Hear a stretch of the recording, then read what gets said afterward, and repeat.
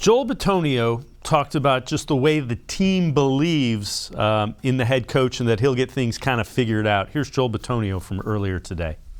Yeah, I think we're all very confident in Coach Stefanski.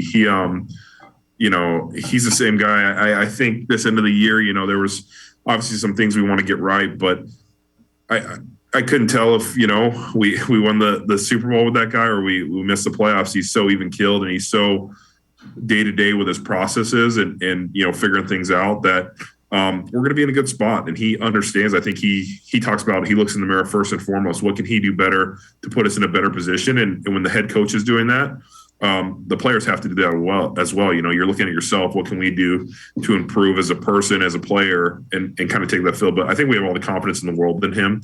And we know next year we're going to come back with a little bit of fire.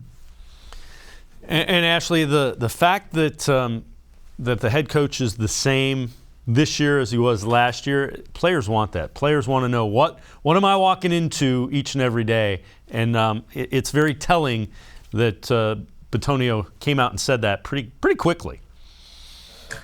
Especially a guy like Joel Bitonio, who, let's think about that. He's the longest tenured Brown. He has been a part of every negative moment that this team has been a part of over the last half decade. I mean, this is a guy who has seen it all. And, even Joel Bitonio got posed a question today, there are probably years he would have killed to be 8 and 9. He has all the perspective that I think is necessary for a veteran to have on any successful NFL team. But I think ever since Kevin Stefanski and Andrew Berry got here, they've both brought the same kind of stability that this organization, quite honestly, hadn't really seen since it came back to Cleveland.